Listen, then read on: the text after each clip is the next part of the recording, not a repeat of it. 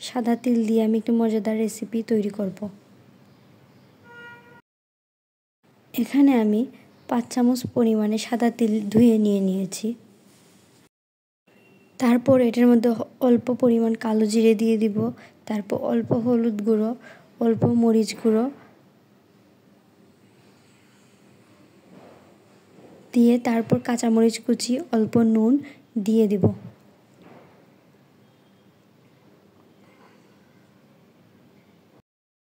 তারপর 2 চামচ পরিমাণ বেসন দিয়ে দিব।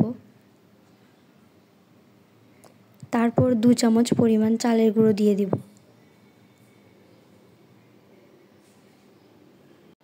তারপর 1 চামচ ঘি দিয়ে দিব। দিয়ে ভালো করে মিক্স করে নিব সবকিছু একসাথে।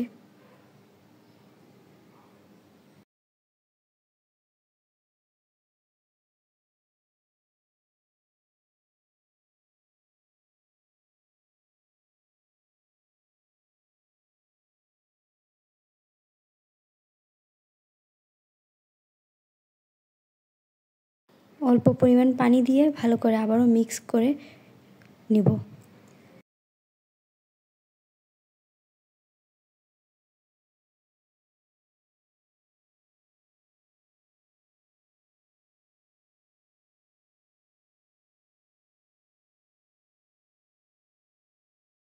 তারপর তেল গরম করে এগুলো হালকা আঁচে ভেজে নিব। অল্প সময়ের মধ্যে এগুলো ভাজা হয়ে যায় খুব সহজেই।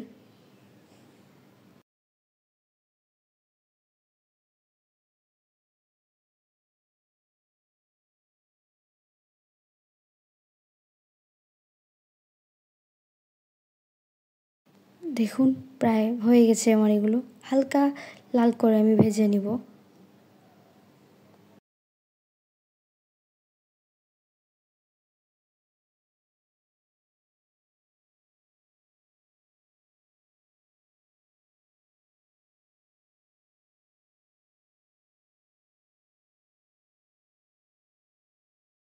আমার এগুলো ভাজা হয়ে গেছে, আমি এগুলো নামিয়ে নেব। নামিয়ে পরিবেশন করব ভাতের সাথে। খেতে অনেক সুস্বাদু এই তিলের বড়া। আপনারা ট্রাই করবেন, জানাবেন কেমন হয়েছে আমার এই রেসিপিটি।